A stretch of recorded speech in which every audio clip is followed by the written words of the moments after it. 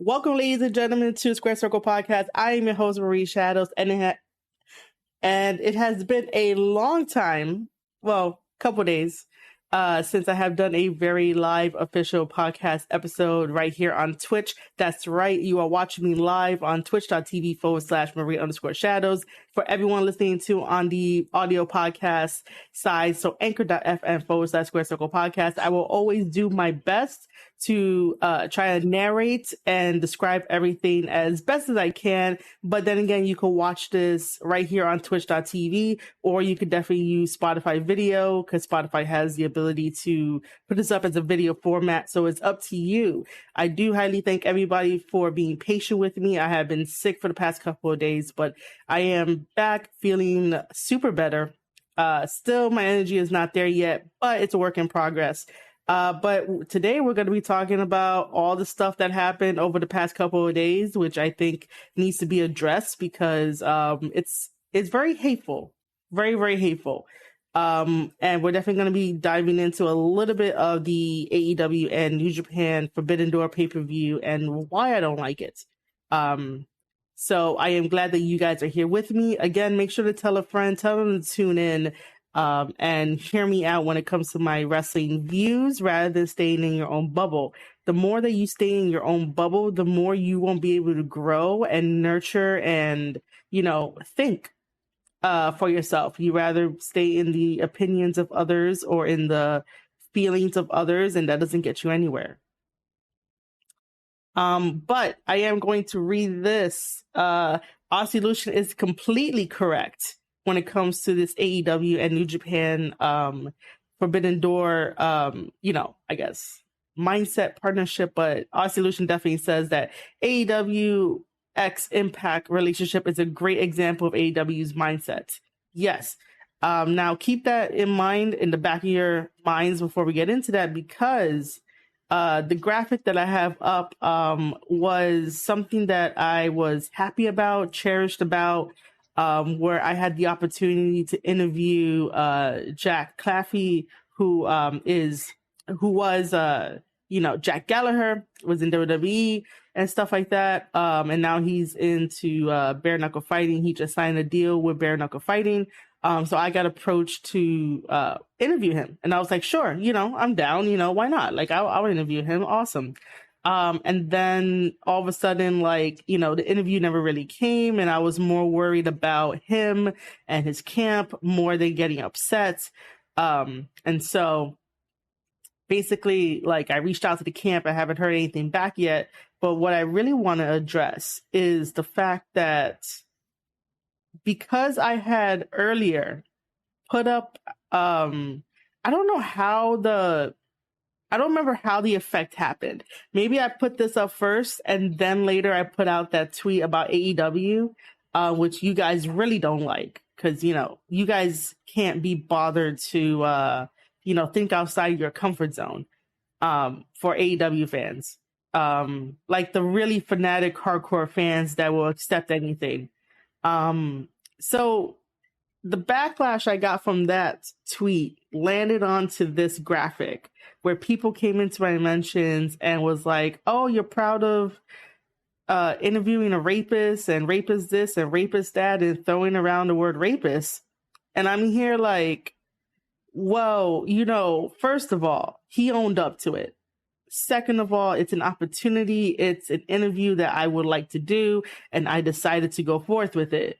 Third, it is none of your business to be telling me who I should and should not be interviewing. It is my show.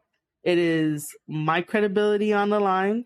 It is, my judgment if I want to go and interview this person or not. It is not your responsibility to tell me anything different. If you don't want to listen to the interview, whenever eventually it comes out, you don't have to listen to the interview. You don't have to share it. You don't have to tell me anything. You can, keep it scrolling.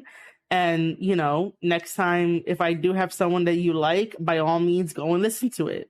That's the beauty of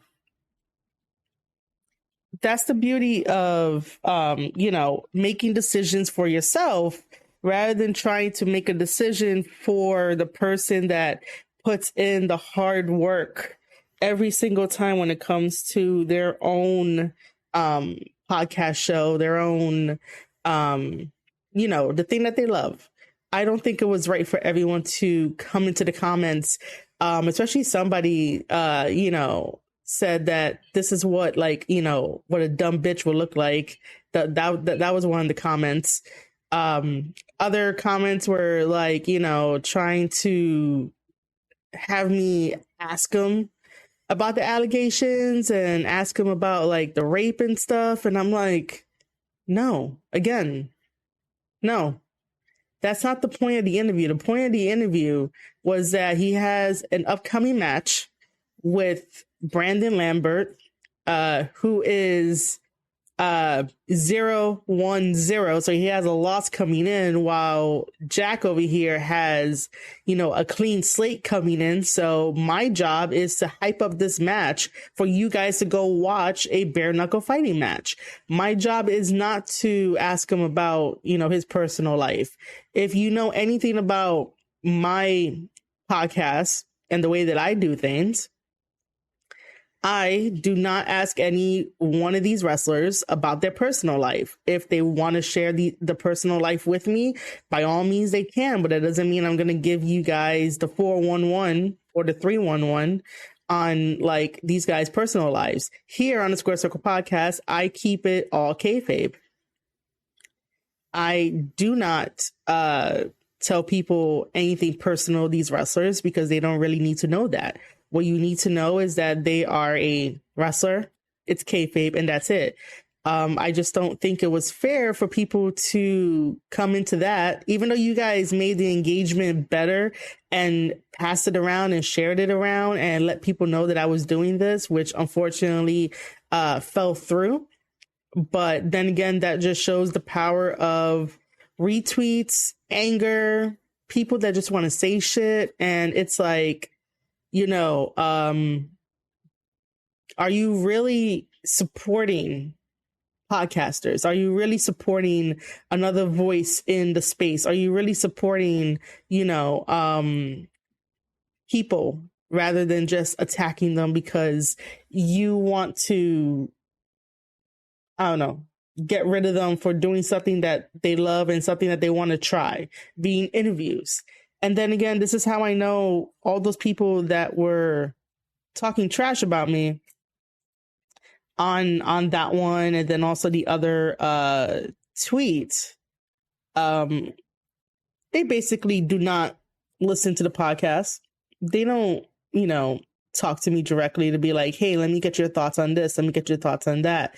Or they don't see the amount of help that I do behind the scenes and it's getting noticed, or, anything like that. It's like, or even buy my merch, at least, right? If you have all that negative energy to spend, then you have the same amount of energy to buy my merch, basically retweet my podcast episodes, retweet my Twitch when I go live, spend that negative energy doing something positive rather than trying to tell me, why are you so excited about interviewing a rapist? Why are you so excited about interviewing, Jack and all this kind of shit?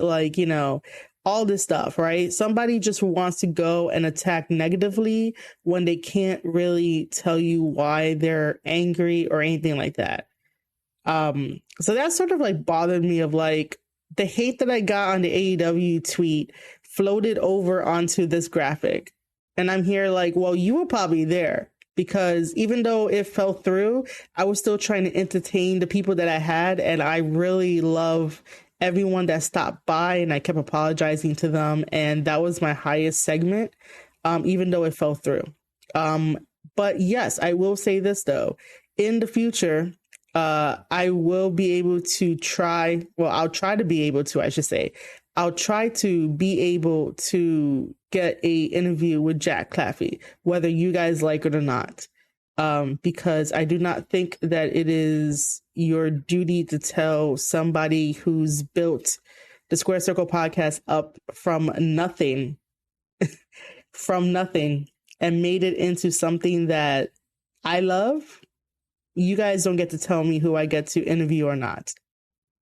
I'm just letting you know that right now. Even though that might work against me, but I've never been the type to follow the crowd. I've always been the type to go on my own path and make my own way and, walk to the beat of my own drums. I've never been like, hey, let me go follow this person, this trend, just so that way I can, get further ahead in my career. I wish I could do that, but inside me, it's like, I want to do it my own way. And I pick and choose who I want to interview. Everyone is going to have a past. Everyone is going to have skeletons in their closet. Everyone is going to have some type of, I don't want to say the word demons, but they're going to have some type of backstory where it doesn't sound good. Does that mean that, we shun them? No, because if I'm not going to be friends, if we're not going to be super friends, right? Then there's really no point. If I'm just there to interview the person and bad stuff comes out afterwards, that's not my fault. I don't have the ability to do background checks. And there's no need to do background checks if it's just an interview when you're doing it in kayfabe. Which, by the way, guys, heads up, ads are going to start in 2 minutes. The ads help keep the channel going when subs and Twitch primes are not sent my way, just so you know. Not trying to pressure anybody, but that's just how this works.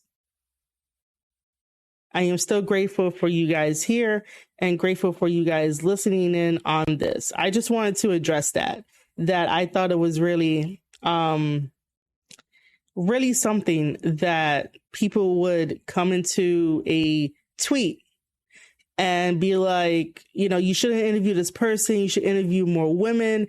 And it's like, well, have you looked at my catalog? I don't really interview people, This one would have been an easy one, a nice one to get myself, in there and try it out. But I'm not just going to interview just anybody, if I don't really know too much about the person, I don't do that, because then I might make a fool out of myself. And that's the last thing that I want to do is make a fool out of myself, If I know a lot about a wrestler, then yeah, it'll be easier. There's a lot of things I could talk about. There's a lot of stuff I can talk about. There was going to be some cool things that I would have talked about with Jack on this. But, it's just the idea of wrestling Twitter fans who, especially men, because they all had men profile pictures, who want to come into a tweet and try to be I don't know, a white knight or something, or I don't know what the word I'm looking for, but sort of like a white knight, to be like, hey, you can't do this. Hey, did you remember that he's a rapist? Hey, did you not know about, his allegations? Why are you going to do this? And then the thing of calling me a dumb bitch and stuff that doesn't bother me because I have the mindset of, that's not going to be the last time I'm ever called a bitch. And that's not going to be the first. So that really doesn't bother me because nobody really knows who I am except for my circle. And that's about it. Everyone on the internet acts tough until, they're right in front of the person and then they don't say shit. But again, I don't think it's right for people to come onto someone's tweet and be like, hey, you shouldn't do this, but you should do that. This is my podcast show. This is my area to escape and my expertise to let you know the world of professional wrestling and the business sense of things, and stuff like that. And, I get to do what I want to do. That is what I want to do. What I want to do is just interview people slowly and stuff. And if, you don't like it, that's totally fine. Like I said, you can keep it scrolling because most likely you're not buying my merch.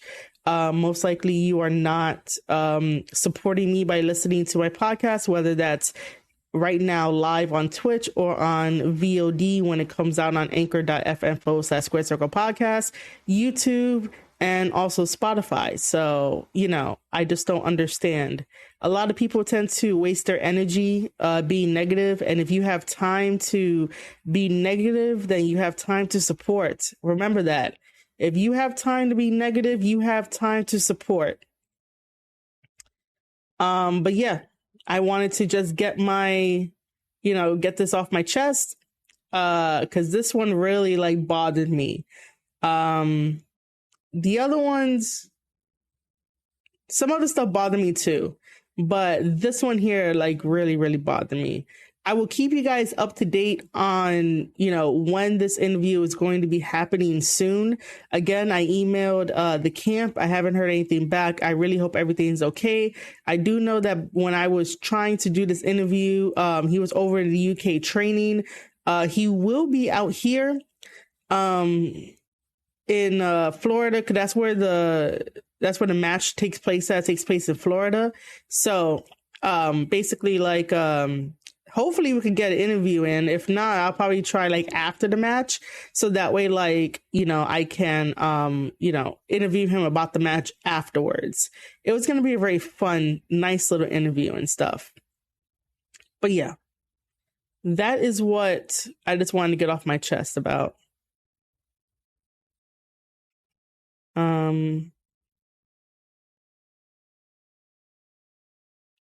Let's move on. Before we move on to my tweet, my wonderful, wonderful tweet, because you guys love my tweet.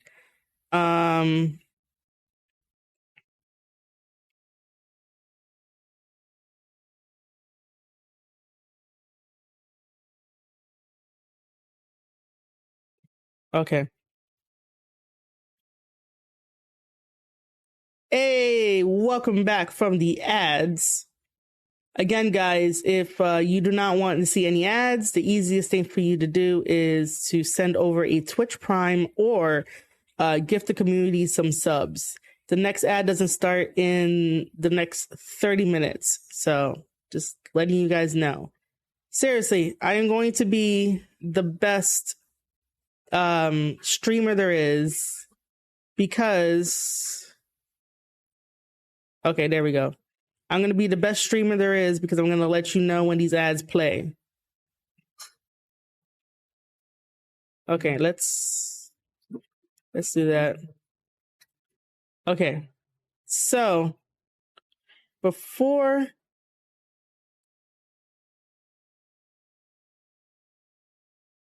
Okay, so before I continue, I need water because I'm technically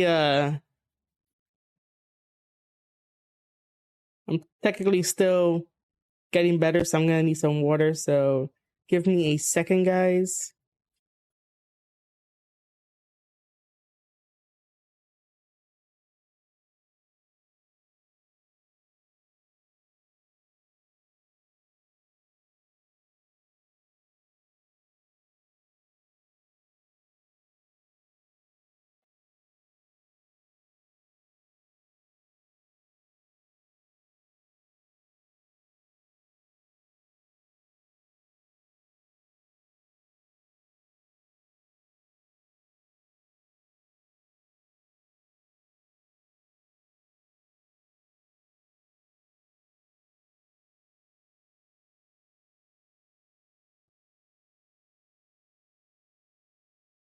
All right. So this meme, right? Anytime that AEW has a big announcement, even though some of it is not really freaking huge or anything, every time AEW has an announcement, there's always some type of stupid ass meme that follows everywhere. And it's memes like this that put things into bad context, bad light. And that's sometimes because people go into the areas on Twitter where everybody is yelling at each other through emotion rather than yelling at each other with facts, mixed in with like a little bit of opinions and stuff like that, and having somewhat intelligent conversations, even though I'm asking for a lot. I am asking for a lot when it comes to wanting intelligent conversations. But earlier today proved that some people can have intelligent conversations. But when we get to my tweet, no one is really intelligent. No one at all. Everyone went on their fucking feels because they don't want their, nice little bubble of, joy popped. And I get that. I really do. But sometimes you have to be realistic. If you don't know how New Japan Pro Wrestling structures their show, structures their titles, because like New Japan has a lot of respect for the sport of professional wrestling. The Japanese fans are not like American fans, and I feel like no one listens to this podcast, especially the ones that like to run their mouth and think that they know. They like to listen to Uncle Dave, they like to listen to Brian Alvarez, they like to listen to all the idiots out there, which are predominantly male. And I think that sometimes they have to listen to, some females that talk about wrestling, like myself. Which, you know what, let me not get ahead of myself, because we are so gonna try to talk about Alfred's tweet also, because I tend to agree with what he said. But, just looking at this, that whenever there's a big announcement, big, with air quotes, everyone gets excited for it. And it's like, I don't think any of the announcements that Tony Khan delivered can say that did very well, including like all the debut signings. Like, no, it feels like we're going at 100 miles per hour with no sleep, barely any breathing room, and nothing really connects. Nothing really like helps out. It seems like, I can't tell you what was like a good connection and stuff like that. But let's just take a look at this meme here, right?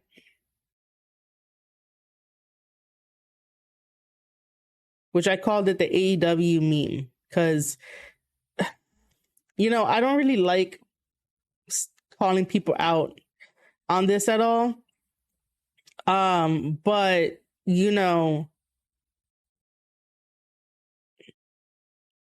what? Never mind.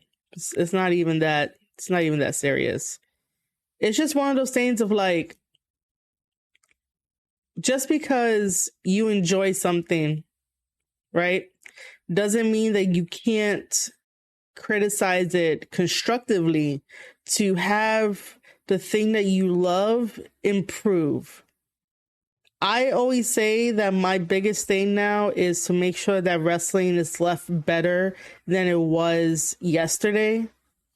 And the only reason why, like, I get passionate about defending certain things in professional wrestling is because we created a breeding ground for assholes. We created a breeding ground for bullying. We created a breeding ground for, if you do not have the same mindset like I do, then, you're not part of this clique. You're not going to sit here at the table with us. If you think differently, then, that's it. You're done. You're going to have to find somewhere else, which is very sad. And the only reason why that has been created is because the reason why that has been created is because of Tony Khan and his antics on social media. And it's like, dude, what?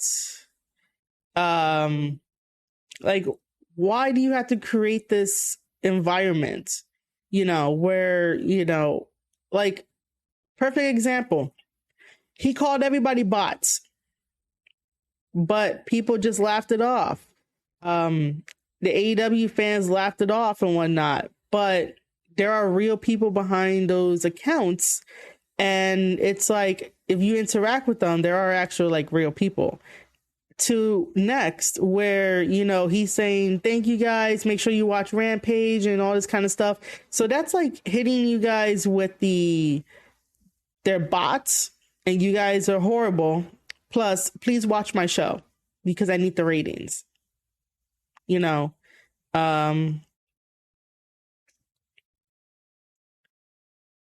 so this meme basically says,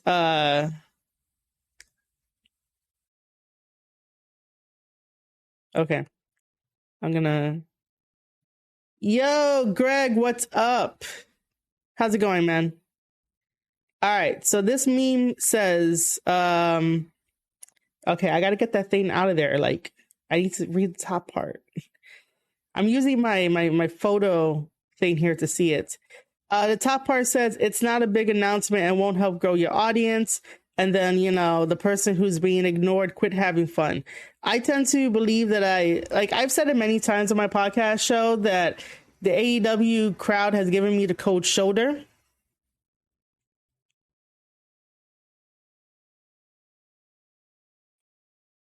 Oh, man. Well, I wish you a better day too. Thanks for joining the stream. It's been a while. To quickly get you updated, I've been sick for the past couple of days, so I have not been able to stream or do anything.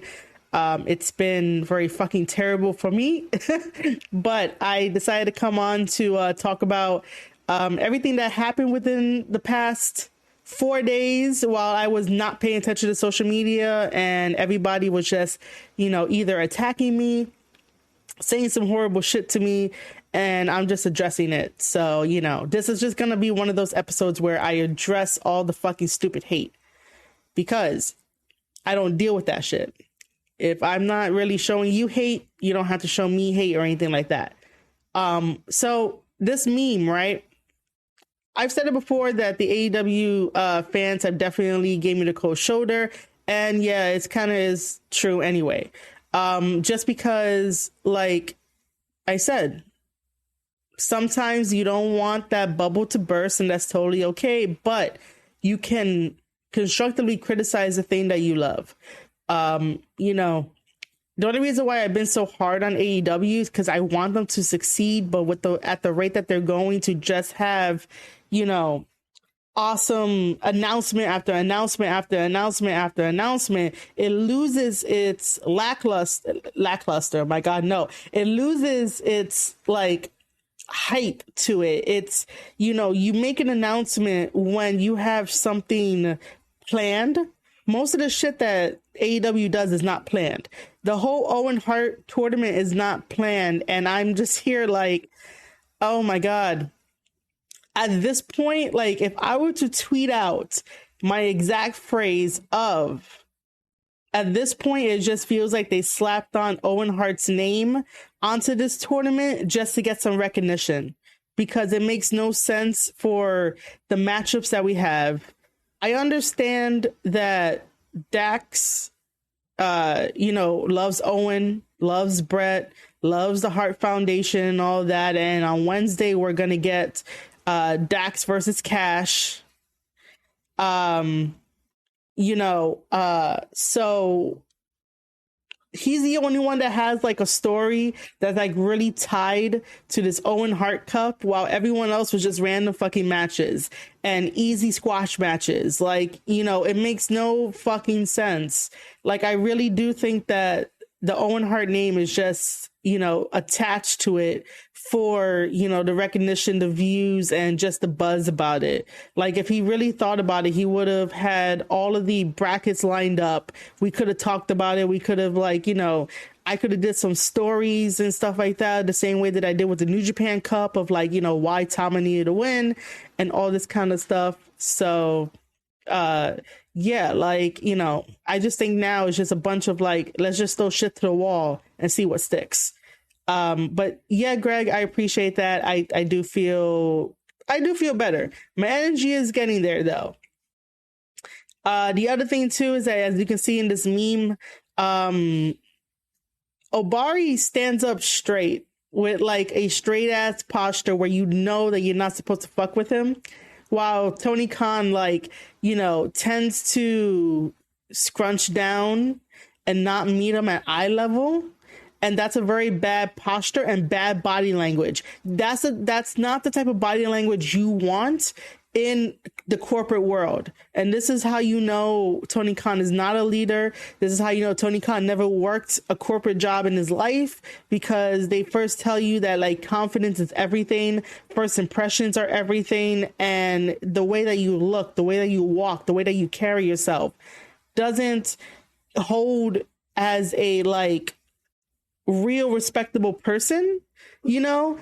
I would definitely you know, be more respectful and sort of like, you know, what's the word I'm looking for, because I, you know, we've all like worked in retail at one point or another, or we worked like, you know, a corporate job or something like that. Like, you know, that if you're standing next to a Bari, you're getting like a leadership type of figure. You're like, you know, you're like, okay, you know, in your head that this is boss and employee.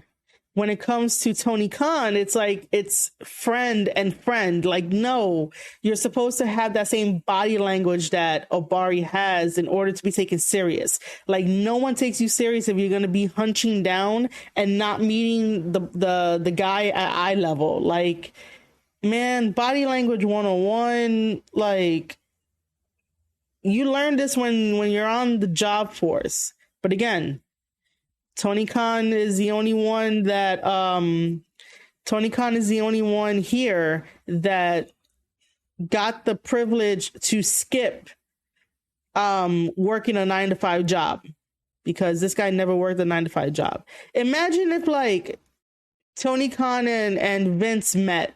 Like, Tony Khan would definitely be like hunching down towards Vince.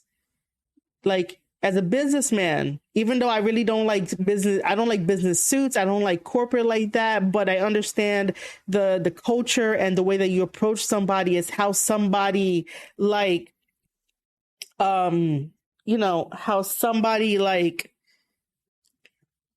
first impressions are everything. That's what I'm trying to say. I can't find the right words at the moment, but like, body language is everything. But the AEW fans don't want to. There we go. Jersey Devil, what's up? Professional decorum. Yes. Thank you. And Greg, I'll go back up to read your stuff in a second. But yeah, like, professional decorum is everything. Especially like in business and wrestling and stuff like that. Like, Tony Khan doesn't have that. And then you can definitely see that translates to like some of the AEW fans that get on you and stuff like that. Okay, so Greg says, I agree. Poor planning, poor strategy, poor storylines. I don't feel closely invested in much that AEW is doing right now. I feel that there's good matches, but it's more than just wrestling matches. The stories have something to mean. Greg, all right. My excitement is coming up too, and I'm just like, oh my God. You and I are on the same page. I agree 100%. You know me. I like stories with everything, so I can like tell you guys why you should be invested, what you should look out for. If you have to go back in history, I'll do the research and be like, hey, make sure you go back to this date and time and be like, all right, this is why this did this, you know, stuff like that. Greg follows it up with, I really wasn't pleased when they brought New Japan Pro Wrestling president out and he never had the chance to speak on the microphone last week. Yeah, I know, right? But like, this is what Tony Khan does. You could think of it like a child when they're like, hey guys, let me introduce you to my new toy, and this is how it is, like that introduction. I totally get it.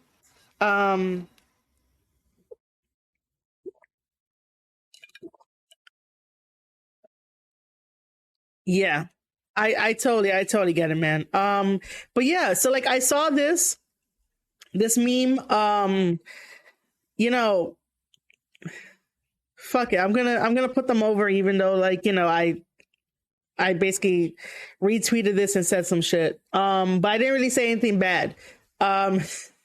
Because everyone thinks that I am so against AEW, and that's not the case. No one takes the time to actually listen to me talk about AEW and hear me say multiple times I wanted to succeed. However, these are all the things they're doing wrong. So, if you don't know, Kyle, not from Smack Raw Pod, but there's another Kyle out there. Totally forgot like his last name. We're gonna say Kyle from Canada because that's the last thing I remember where he's from. Has a podcast with another group of people called Elite POV, which is basically all AEW stuff, and they praise AEW. They talk about AEW, and if that is your thing, if you want to listen to praise AEW praise and, you know, talking about the shows and stuff like that, go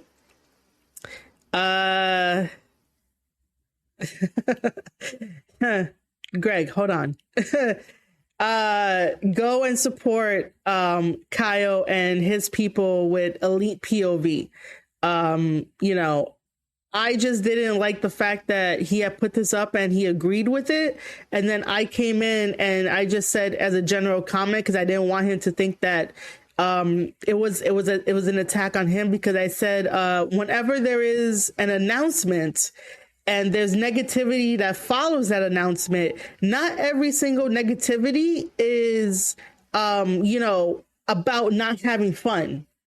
It's about making sure that the person has a plan, making sure that, you know, this is gonna feel right. You have all the guys, you know, locked in. Like, you know, it shouldn't have been announced so early, and it definitely should not have been in June. I think that the AEW New Japan pay-per-view should have been either in August or towards the holiday season, where they would have made a lot more money for all the guys involved. And then the marketing would have took off. They would have had like us podcasters that would have talked about it. We would have gave it buzz, but it's right after, excuse me, it's right after Double or Nothing, and that's overshadowing Double or Nothing. And this is like the first time where AEW hasn't really revealed the full card for Double or Nothing. And excuse me while the damn phone rings.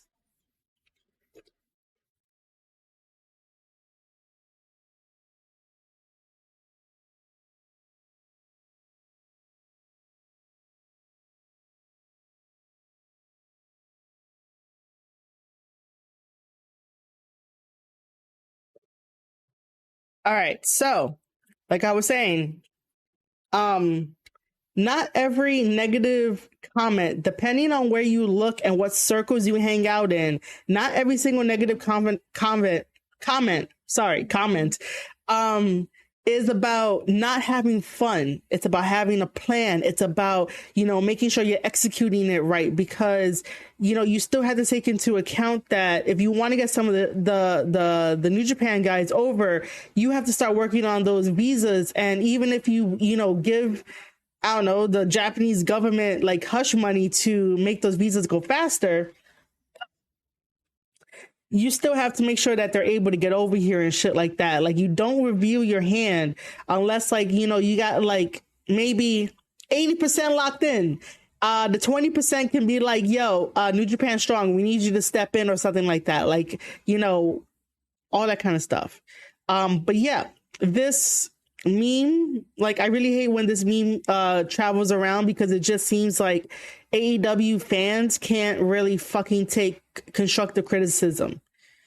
Like, I learned a while ago that it's okay to criticize stuff that you love. And now for Greg's comment, here's a blood pressure comment for you. That CM Punk match with Dustin Rhodes is awful. See, I didn't watch it because I knew it was gonna be horrible. Man, I bet it was, man. That really doesn't make my blood pressure go.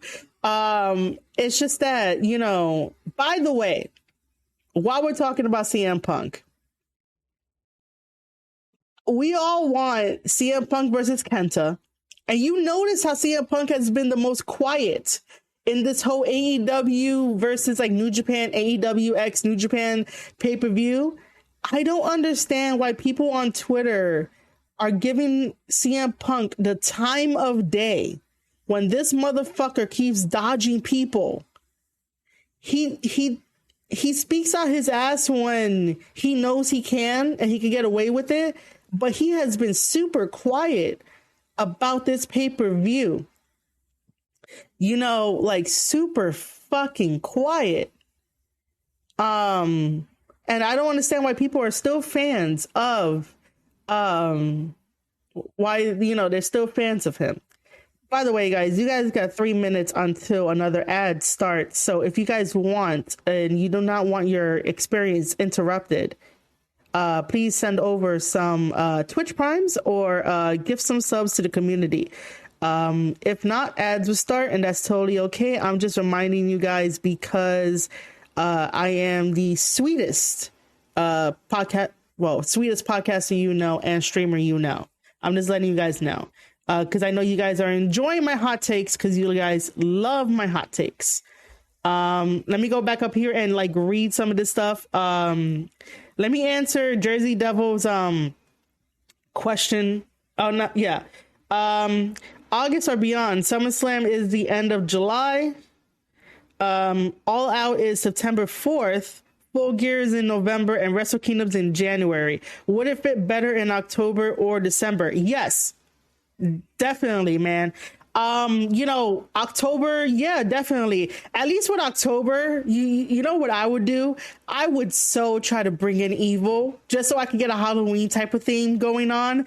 And for one night only, just get Bray Wyatt and have Evil versus Bray Wyatt in the States in October. Like, man, this is why sometimes they, you know, I really don't want to make this a gender thing, but like sometimes they might need a woman on to be like, yo, let's plan this whole shit out. Like, give me a whiteboard, give me some markers, and I'll plan this whole thing out to make like the best fucking pay-per-view ever.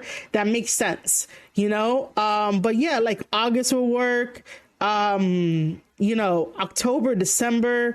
Let me see. Is there anything else that's not taken up? Like December would be nice, you know. It would be similar. Like, I wouldn't mind if December became like, you know, that's why I miss Ring of Honor with the whole Dishonor in December. Totally forgot what the fuck it is. It's been so long. But yeah, October will work, December will work, August will work.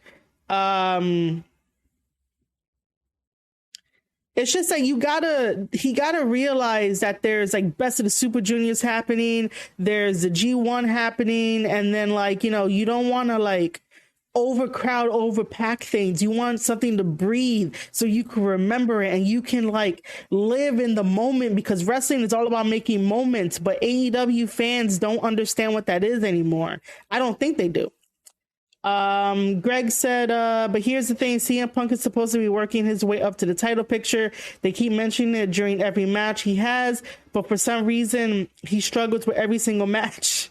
He struggled beating Dustin Rhodes. Greg, I never asked you this question, but you know, if you are a Marvel fan, if you ever saw, well, it's not really like a question, but I'm just saying, if you ever saw Old Man Logan, CM Punk is doing the Old Man Logan fucking storyline. I figured that out in the beginning. Jersey Devil says AEW fans can't take any criticism, let alone constructive criticism. Yes, I'm here all the time trying to be constructive with the criticism. I'm not here just saying AEW sucks. No, AEW has problems, AEW has flaws, and this is how we fix it. The same way that I would do with New Japan Pro Wrestling. If I knew, you know, how to fix certain things, you know, I would. And then, yeah, AEW is all about instant gratification, and that's not cool. Okay.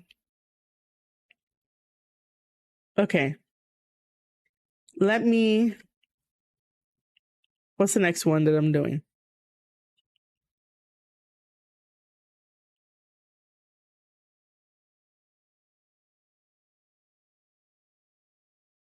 Um,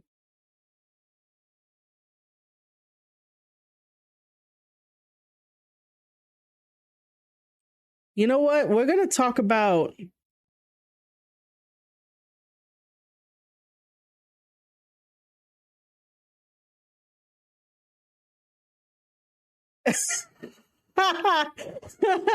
I'm sorry, Greg, but like, that's exactly what he's fucking doing. That's exactly what Punk is doing. And he's also running away from people. And I don't understand how fans still want this guy to wrestle Okada, wants to wrestle Naito, wants to wrestle Kenta. Like, bro, he's dodging fucking everybody. Osprey, he's dodging. He's been so fucking quiet. And it's like, this is supposed to be a really big deal, a really big show in your hometown. In your hometown, and you're gonna get overshadowed by Jay White.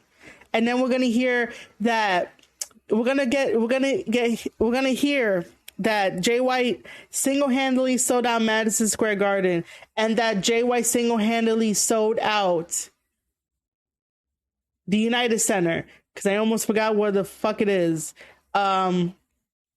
Yeah, so we're definitely gonna get it's so sad that Jay White is going to overshadow CM Punk, and that's gonna be a very glorious day. Oh, awesome.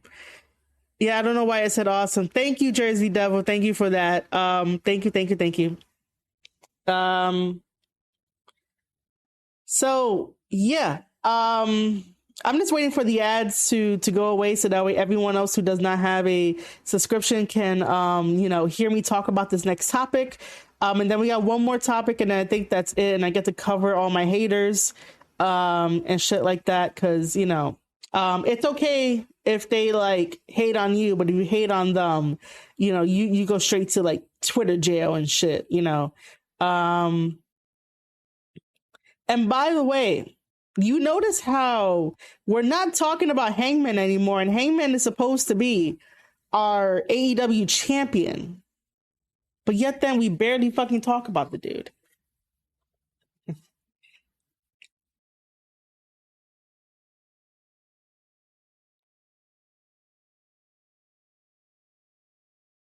All right, guys. I really want to thank you guys for continuing to stay here with me as like ads roll in and stuff like that. But yeah, like I said, the easiest way to get rid of ads, and you could tell your friends the next time that I go live, the easiest way is to send me a Twitch Prime or gift subs to the community. So that way your experience does not get interrupted with my my hot takes, because you guys love my hot takes. Yeah, see, like Hangman is very fucking forgettable.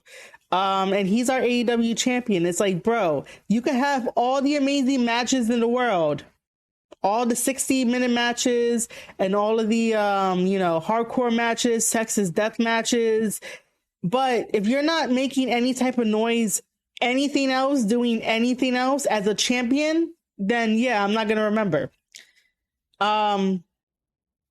Anyway, let's talk about this. I know that Alfred is not the best wholesome person there is on Twitter. He does tend to rile up a lot of people, but I actually agreed, and I understood what this tweet was. I understood what he was trying to do with the tweet, and he actually did it perfectly fine. Right? So hear me out. And by the way, Alfred is not really liked by a lot of people, especially people in the same bubble that don't tend to want to think for themselves, or even ask him hey, what's this really about? So Alfred says, as expected, the AEW versus New Japan Pro Wrestling Forbidden Door announcement is news that will excite a lot of men who already watched the product, myself, himself included, him included. AEW serving its audience with an announcement like this, but not growing it. And then he goes and does videos, and he explains his point. And then he further talks about the audience and the female viewers who watches New Japan Pro Wrestling. And, he's not wrong. me as a female who loves New Japan Pro Wrestling, who has been dubbed the professor of New Japan Pro Wrestling, he's not wrong. I will tell you from experience. Give me 1 second here. I gotta look up something in order to put this into perspective for you guys. Which I know the whole entire Twitter universe is not really looking my way at the moment, but okay.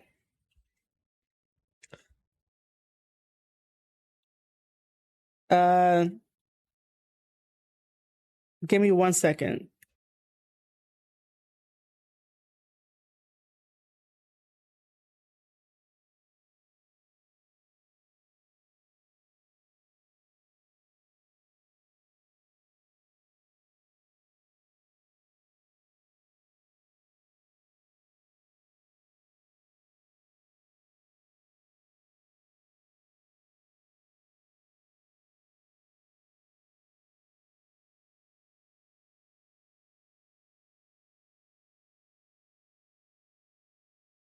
Okay, am I back? All right. Just had to check on some stuff. I can tell you from experience, right? Because let's face it, I've been watching wrestling ever since I was 7. I managed to accomplish my dream and all that, but no matter where I go, it's always been male dominated, and that's not something that I care about. I really don't care about it. I meet the most coolest dudes in the wrestling space, unless they're assholes and they're idiots, and I just tend to stay away from them. But I meet the most coolest people who are down to earth and who are willing to help you. But I really don't care about the gender. I really don't. I've already accepted that it's a male dominated sport. There's nothing that I could really do except contribute my voice to it, and just continue to do what I do, especially in the background, and just hype up everyone else. I have no problem with that, because I love doing something that everyone else loves doing. Right? So anyway, but for Anchor gives me the breakdown for, who listens to my podcast episodes. So for male, I have a whopping 89% of male listening to my podcast episodes. And for a good amount, it's all New Japan episodes. Even when I had the AEW episodes, it was male oriented. When I talked about when I talked about Impact Wrestling, it's all male oriented. Only recently has there been an increase of female listeners at 7%, followed by not specified 3%, and 1% for non-binary. So those are my numbers when it comes to who listens to my podcast episodes in relation to Alfred's tweet. So Alfred is not wrong in what he says, right? So he says this, everyone gets upset at him, everyone retweets it and says some shit because they're all going on emotion and feeling, and they're not trying to challenge Alfred. Me, I'm not challenging Alfred because I fucking agree that it really does feel like when the announcement was made, that it just feels like it was made for Tony Khan and for the handful of people that are Tony Khan's personality type, where they're going to enjoy this rather than trying to think about the bigger picture of all right, how can we get this to the masses? How can we make sure that everyone's included? Because you want New Japan Pro Wrestling to have more subscriptions, right? The more subscriptions that they have on New Japan World is a win for New Japan Pro Wrestling plus AEW, because AEW now has their library on New Japan World, which I still fucking hate, because it makes no sense. Instead of Tony Khan making his own subscription service or some type of service where people can watch the back catalog of AEW, He rather piggyback off of people who work the hardest, and that's what he does. And I hate that. I don't like the fact that he piggybacks off of everybody else and not take responsibility and make something new like how he's supposed to do it. So as I tell you my numbers for this, Alfred is totally right when he says that the women population for, watching New Japan Pro Wrestling in America is really low. Even though I think I might get hate for that, even though there are a lot of women who retweeted that and was like, I'm a woman, I'm a female, I watch New Japan Pro Wrestling, this and that. And it's like, that's great that you watch it. But I don't really know where to go from this. Cause I do know that part of me feels wrong to sort of say that, like, I don't know.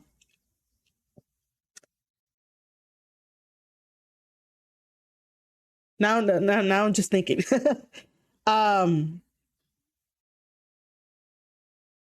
It's the idea that, from my experience, I tweet about New Japan Pro Wrestling. Every time there is a show that's on, I tweet about New Japan Pro Wrestling the same way that people tweet about AEW Dark Evolution, Dynamite, Rampage. I tweet it as if, like, giving commentary. So, at least they know that me, Marie Shadows, watches New Japan Pro Wrestling. Here's my proof. There's a lot of women that I saw when they retweeted this. I was like, I don't know you, I don't know you, I don't know you. And if all the women that retweeted it could put that same energy into supporting a New Japan Pro Wrestling podcast like myself, my numbers would be way much higher. I think I'm trying to get to the point of, I've had good experiences with men that will tell me, hey, I listened to your podcast because of the New Japan Pro Wrestling, episodes. I don't really get that much with females. I really don't. I'm surprised that I have 7% for a female audience. I'm surprised for that. But other than that, like, I don't get that same reaction. And this is what Alfred was trying to say, is that, like, this is already for the men who already want it, the fans who already want it. And the fans kept talking about it ever since, like, New Japan started to come onto the scene and stuff. And this is where it's bad to give into people who want something so much. It's because it makes them selfish. In the end, it's not going to be really good, because then their expectation is way too high. But Tony Khan is such a people pleaser that Tony Khan is such a people pleaser that this is what happens. Everyone who wants what they want, they're going to get what they want. But I will say that his tweet really did help the algorithm in this whole AEW and New Japan thing, because then it shows AEW that there are women out there that, that love New Japan anyway. And, don't forget about them. So he did a very good service of uplifting those voices, even though they all yelled at him. Sometimes you gotta, like, look and listen a little bit deeper on certain situations rather than just, yelling at them.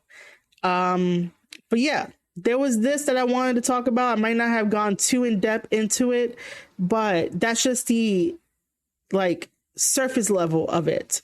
It's not growing because, it's still sticking to that male audience rather than thinking about the overall picture.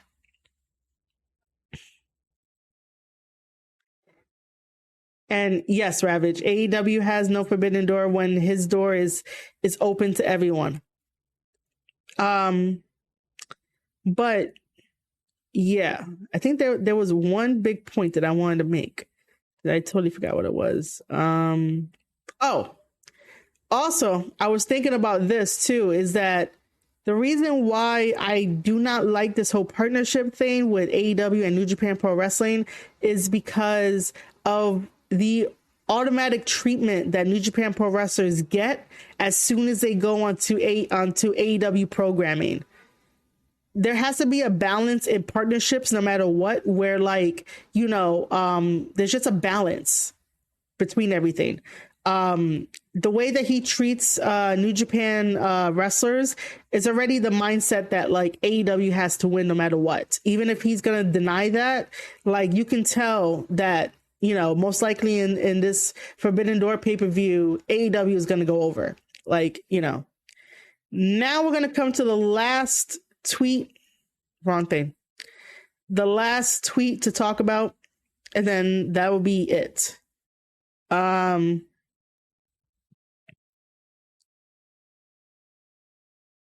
Which is this, and I got a lot of hate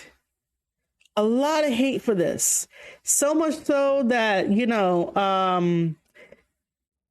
the person who runs Wrestle Purists said that he hates me, and I was like, yo, hate is a strong word when you don't know the person, when you don't want to get to know the person, when you don't want to talk with the person. And I'm like, dude, I don't even know who you are anyway. Until I had to go dig and look at, who this person is. But he eventually deleted it.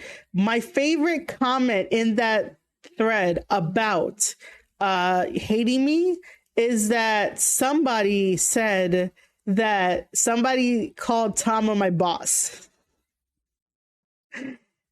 And I thought that was really, really funny. That, someone said that, isn't that like her boss? I just want to say, Twitter, thank you for informing me that somehow Tama Tonga is my boss. Maybe one day in the future, he ends up being my boss, which would be fucking fantastic. But, I'll cherish that amazing comment that Tom is my boss. Greg says, not sure why New Japan would sign up for this. It does very little to help them. The only reason why New Japan signed up for this is because Obari is in the business of making dream matches. Obari is the new president of New Japan Pro Wrestling. The other one resigned, so he's no longer there. So Obari has this vision of creating dream matches because that's what he grew up in. That's what he fell in love with. That's why we got New Japan X Noah. Even though that really didn't do too well, and judging from that, we might have like a repeat for the AEW and New Japan thing. So yeah, that's the only reason why New Japan did this. Is because he's in the business of making dream matches, and Tony Khan is all about making sure that his guys go over. But like I said, this is the last thing I'm going to talk about, and then that's it for me. But let's talk about this because this got me so much hate.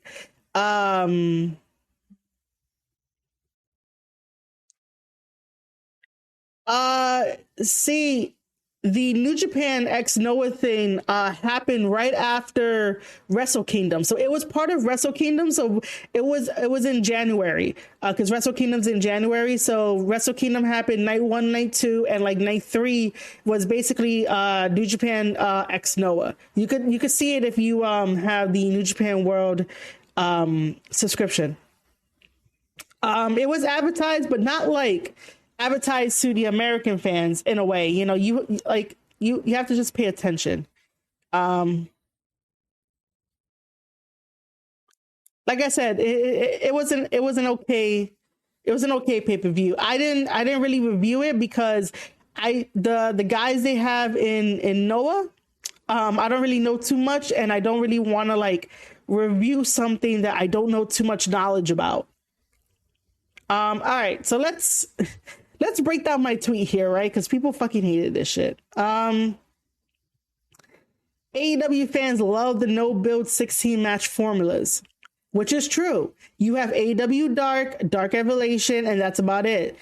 Dark was very good in the beginning in 2019, where I enjoyed what Dark was doing. However, as the weeks went on, I guess for the sake of the phrase, years went on, they started putting like 16 matches, 20 matches, and I'm like, yo, I can't sit through all this, review it. And I used to review Dark on like a consistent basis, and stuff like that. But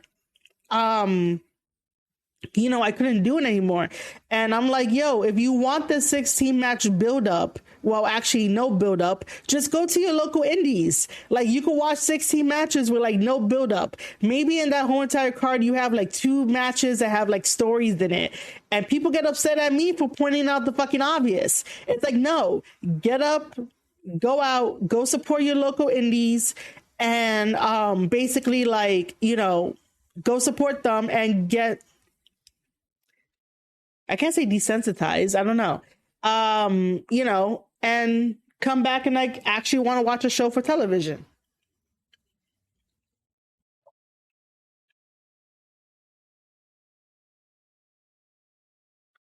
They'll praise AEW x New Japan and not think. So yeah, everybody will praise it, and exactly. Greg gets it. It's true. TV time should equal stories and matches, not just no build cards. Because when you're on national television, ladies and gentlemen, you need to keep the audience there. I said this so many times. Nobody fucking wants to listen to me. Where if this was like HBO, imagine if like the hottest new show came out and they introduce you to the main character, and week 1 you get introduced to the main character, week 2 the main character is there, but week 3, 4, 5, and 6 the main character disappears. And then let's say week 9 the main character shows up. How would you feel? You have to think of professional wrestling on national television, yes, as a soap opera.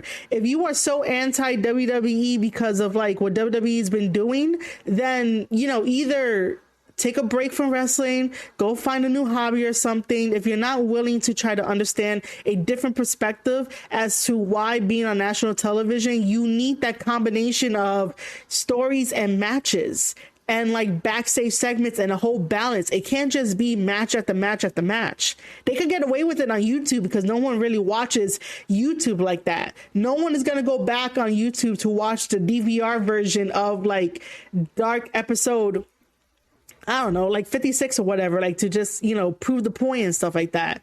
Again, if I'm off base with any of this stuff, like, please let me know in the chat. This Twitch channel and this podcast is, you know, about talking these things out rather than like, you know, yelling at people because, you know, you want to get into your feelings because someone is bursting that bubble of you having fun. Again, it's not about you not having fun. It's about you, you know, being realistic, you understanding the business side of things rather than thinking that you know. Let's go on with this tweet. Number 1, it's going to be rushed. It's going to be in June, right after Double or Nothing. You know, we're in New Japan Pro Wrestling right now. We are heading to May 1st. May 1st is Dantaku. Right now, we just finished the Golden Fight Series. I don't think we have anything else until May 1st. So yeah, I think today was the end of Golden Fight Series. May 1st is Dantaku. Dantaku is another important, I guess, mini pay-per-view for New Japan Pro Wrestling. And this is where like most of the titles are going to be on the line. After this, we move on to Best of the Super Juniors. And then in July, we have the G1. Heading back to America, we have Double or Nothing, which is in May, and then all of a sudden we have the Forbidden Door pay-per-view, which is in June. That is such a clusterfuck where it's not breathable. It's not breathable at all. It would have been nice if the pay-per-view was a little bit, closer to like the end of the summer and maybe towards, October or December, something where we can all cherish in the moment and live in the moment. But of course, selfishness just happens and it's like, bam, we're going to give it to you guys right here rather than thinking things through. Because again, like I said earlier, you got to make sure that the visas all work. You got to make sure that you're able to get Okada over here, Naito over here, maybe Hiromu over here. No one's asking for Tiger Mask. No one's asking for Master Wato. No one's asking for Taguchi. No one's asking for, Hanma. No one's asking for Makabe. Let's see. Who else no one's asking for? No one's asking for Yoshihashi and Goto. But everyone wants Okada, Tanahashi, Ishii, Naito. They want like the main stars. But like, if you want to get New Japan, you get the main stars. But then you also add in like Yoshihashi and Goto, which not many people remember. That's why I don't like the fantasy booking. Oh, and by the way, I read a thread that I totally disagree with. So apparently, Uncle Dave was talking about how like Daniel Bryan could like face Okada. Like, I don't know what the fucking story was. But then people were like, they can see Daniel Bryan taking the belt off of Okada, taking the IWGP belt off of Okada during this pay-per-view. First of all, this is how I know they are not New Japan fans. This is how I know they don't know the business side of New Japan and they don't know nothing about New Japan. That IWGP belt, I'm sorry, I should say championship, not belt. I need the Miz. I need that call out for that the Miz did to Cody Rhodes whenever I do that shit. The IWGP World Heavyweight Championship title will not leave Japan because that is their moneymaker. That is the thing that sells the tickets over in Japan. If that belt comes over here, that's not a very good look. The only reason why it would ever be on the shoulder of someone else over here in the States is because maybe they have a shutdown and they don't have wrestling for a while, but they still got media, so they got to show it somewhere. It's like the reason why Ospreay had to give up the title belt, even though he had the neck injury, is the same neck injury that Big E has. The moment that Ospreay decided to go home to England, New Japan couldn't have that. So New Japan automatically stripped them because, again, that is their moneymaker over in Japan. And for people that don't understand that, I can tell that they're not New Japan fans and they don't listen to me when I talk about New Japan. And it might sound like I'm angry at them. I'm not angry at them. I'm just disappointed and frustrated that they'll stay in their own bubble rather than asking the experts like myself. Anyway, which this is probably not making me likable anyway, but I'm not here on this earth to be likable. You can like me, you can hate me, whatever, cool. Anyway, it does not make sense to put the IWGP belt on Daniel Bryan and take it off of Okada. Why would that be a thing? If that happens, then this is going to be a very stupid pay-per-view. And that would have been a very wrong decision. And also, I kind of feel that because it's on home turf here, that this is a cop-out for Daniel Bryan to get this thing off his bucket list, rather than Tony Khan shipping him out to the G1 and having Daniel Bryan prove himself in the G1. Could have fucking did that shit. But, they're not doing that. So yeah, if you ever wonder why the title belt will not change hands to have an American hold it over here, it's because that IWGP belt brings in the money over there in Japan. It is different here in America when it comes to our title belts. Yeah, I don't know, man. I just wish that my voice can break through all those people. I really do. I really wish they could break through all those people so that way they can stop having, stop, saying ridiculous things. And yet then I get yelled at for a properly good tweet. All right, so number 2, mainly tag matches, maybe 3 singles. I'm not sure if anyone watched today's episode of New Japan Pro Wrestling, but all of it was tag matches, multi-man matches, and we had the one singles match between Taichi versus Shingo for the King of Pro Wrestling trophy, which I don't care about. I'm going to say it here. The King of Pro Wrestling trophy is the equivalent to the 24/7 title. Just because Okada made it, it has no value.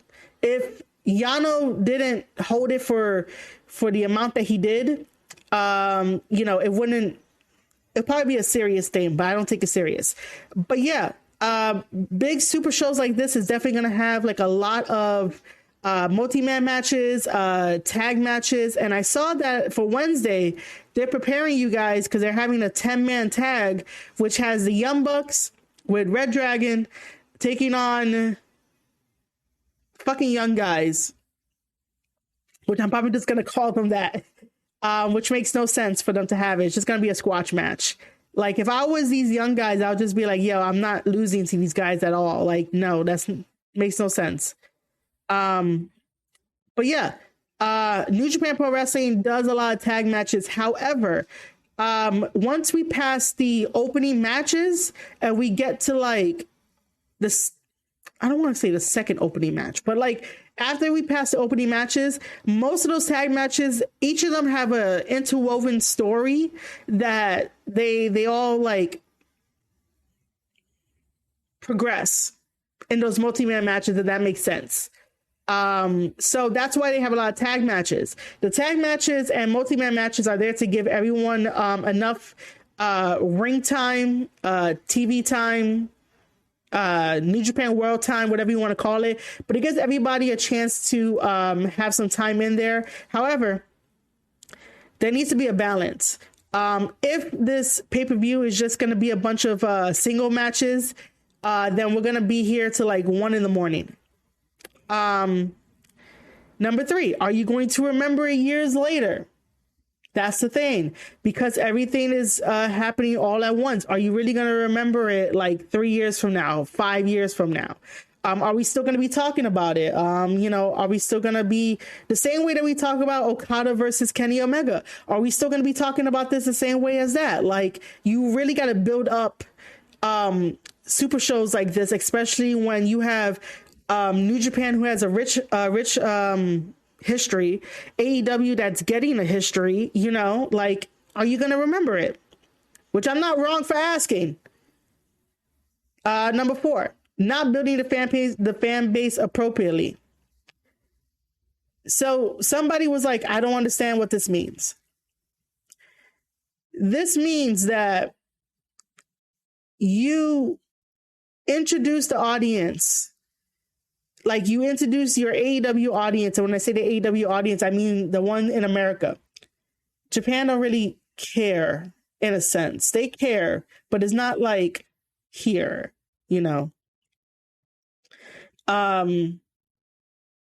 So the fan base here in AEW, how can I say this? Not building the fan base appropriately. Okay. Every time there is a New Japan star on AEW, they do not get the best treatment as if they were an AEW wrestler and if they are best friends with Tony Khan. And that's already stuck in the mind of AEW, of the AEW fans.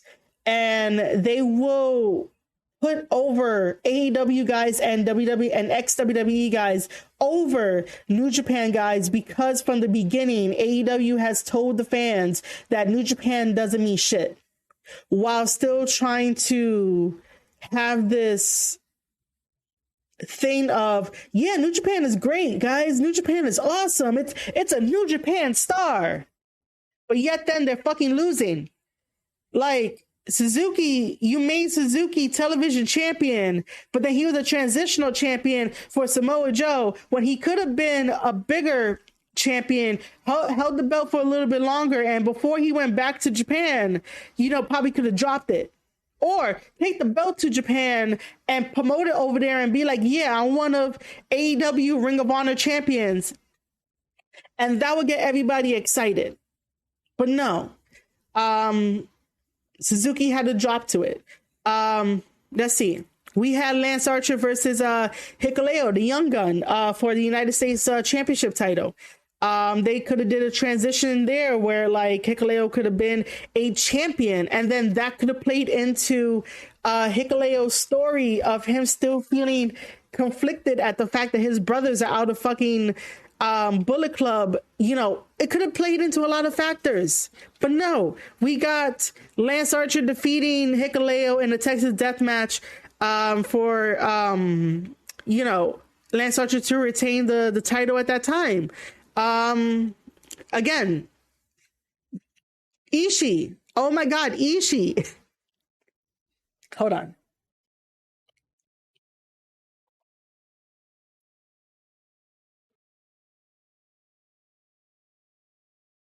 Ishii fought Adam Cole for a qualifier match in the Owen Hart tournament, right? So, in a perfect world, Adam Cole cannot beat Ishii. I don't care who says that he can. In a perfect world, in a realistic world, Adam Cole cannot beat Ishii.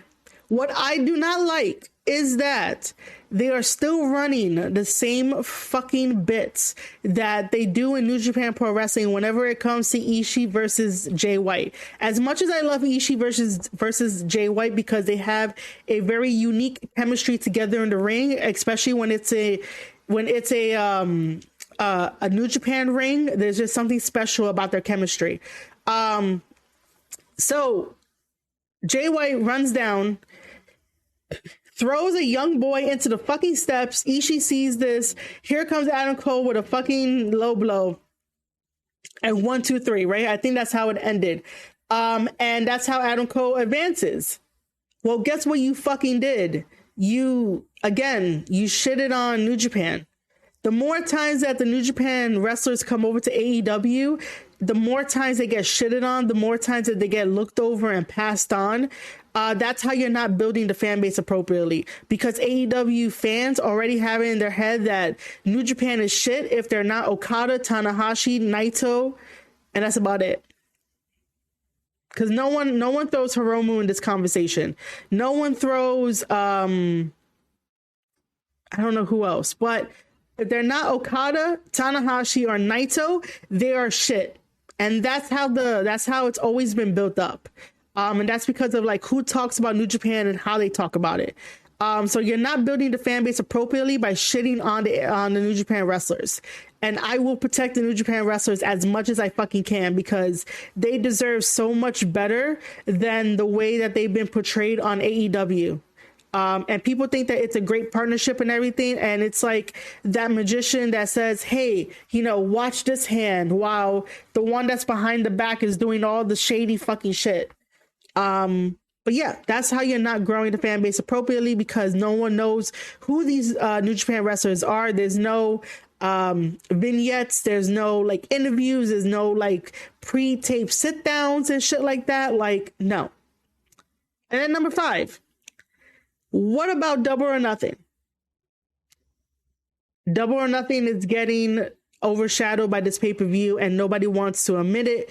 Everyone moved on. No one's talking about Double or Nothing. No one really cares about Double or Nothing. No one's asking about, hey, why haven't we built up the card for Double or Nothing? What are we going to do? It's going to be a bunch of random ass matches on Double or Nothing. And Double or Nothing, to me, it should be their WrestleMania. So, like I said, Double or Nothing should be their WrestleMania. And Ravage brings up a good point, saying this is why WWE don't really do business with other companies, because it's always going to be one-sided. It's always going to be egos are colliding.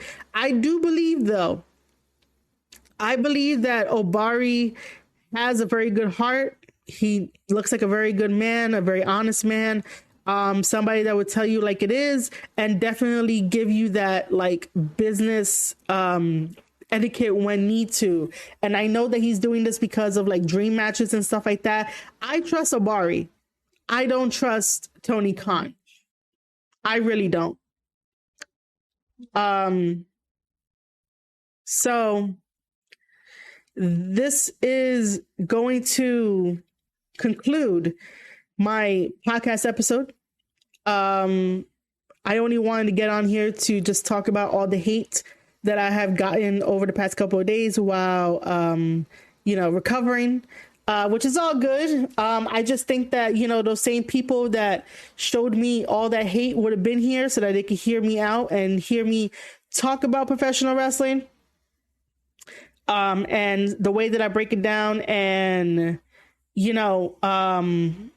basically, I'm not here to always shit on AEW.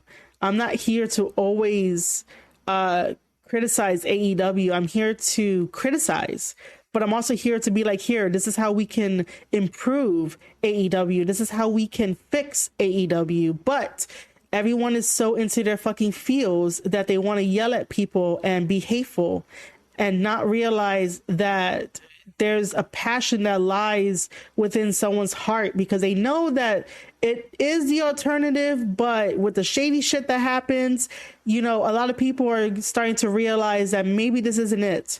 But the vocal people who are like, no, AEW is everything. It's not.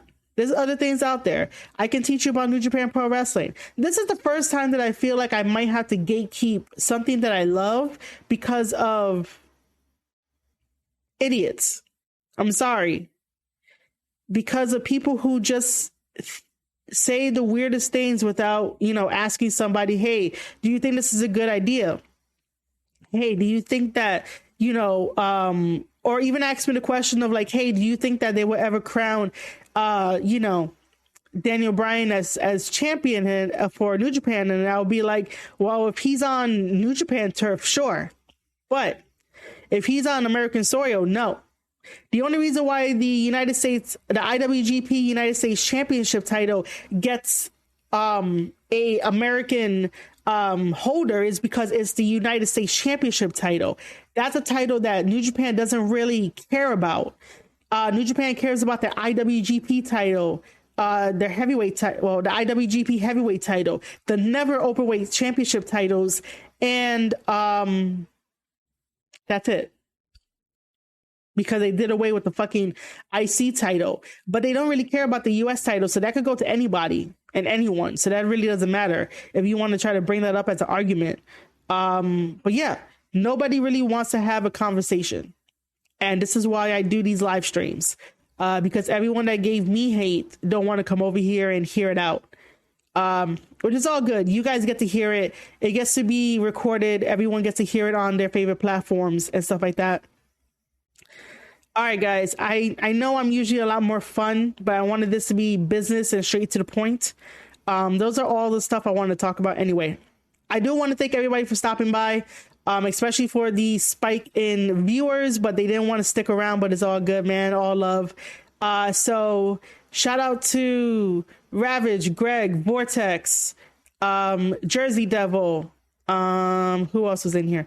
Oh, Aussie Lucian was in here. Ronan was in here. I want to thank you guys so much for stopping by the chatting with me. I'm still recovering. It's all good. I feel way better than the past couple of days. All right, ladies and gentlemen. I'm probably gonna play us out. I'll do it next time. I won't play us out to Cody.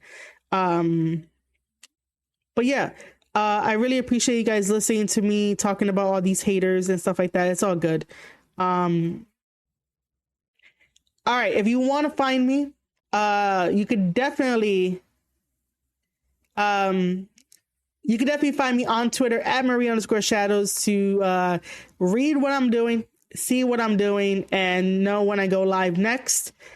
You can also hit that follow button right here on twitch.tv/Marie_shadows. Now that I am affiliate, I do have ads. So what that means is that for you not to have your experience interrupted, by all means, let me get that Twitch Prime or gift some subs to the community to not have that experience interrupted. Head over to www.ko-fi.com/Marie_shadows to help out the channel in any way you can. A small donation is encouraged. And then you can also, let people know where this is at. For all of my audio listeners, this will be on anchor.fm/Square Circle Podcast. You can catch this on youtube.com/Square Circle Podcast. And then Spotify will have the video up. And I'm going to run a set of ads. And ladies and gentlemen, you have been listening to an episode of the Square Circle Podcast. I am your host, Marie Shadows, and I'll see you guys on the next one.